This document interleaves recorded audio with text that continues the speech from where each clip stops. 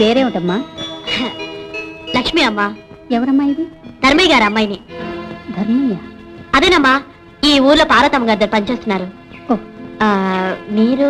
నేనే ఆ పార్వతమ్మని.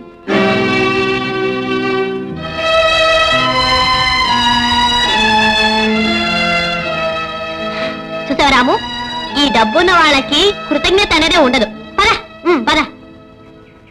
చచ్చా, ఏ మనిషిలో ఏమిటో. పార్వతమ్మ అంట పార్వతమ్మ, మంచి మర్యాద లేని మనిషి. డబ్బుంటే హోదా ఉంటాయి. ఏమిటమ్మా, ఎవరి గురించి మాట్లాడుతున్నావు? అదే ఆ పార్వతమ్మ గురించి. పిచ్చి తల్లి, జరిగిందంతా నాకు తెలుసమ్మా. పార్వతమ్మ గారు మాటల్లో మనిషి కాదు, చేతల్లో మనిషి.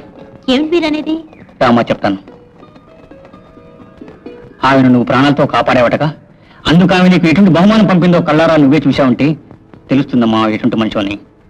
చూడు,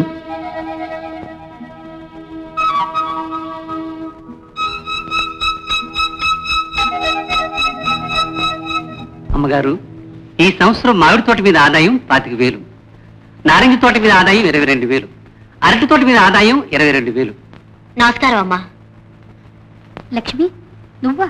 అమ్మగారు అమ్మగారు, మన నల్లా వినిందమ్మా, కోడిదూడ. ఓ శుభం. అమ్మా, మీరు కనికరించి పంపించిన చీర కట్టుకున్నాను, కానీ బంగారు గాజులు వేసుకునే అర్హత నాకు లేదు. అదేమిటమ్మా, నేనే ఇష్టపడి ఇచ్చాను, తీసుకో. ఆకలితో అలమటించే మనిషికి అన్నం పెట్టాలమ్మా. పరవ అన్నం పెడితే హరించుకోలేరు. ఇంత విలువ నేను భరించలేను. పని వాళ్ళని గౌరవించే మీరు 10 కాలాల పాటు చల్లగా ఉండాలి. వస్తానమ్మా.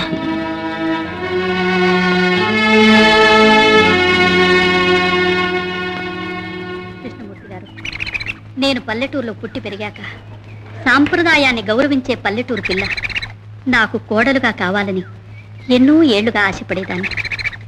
నేను కోరుకునే అన్ని శుభలక్షణాలు ఈ అమ్మాయిలో ఉన్నాయి. మహాలక్ష్మి కళ ఉట్టి పడుతుంది.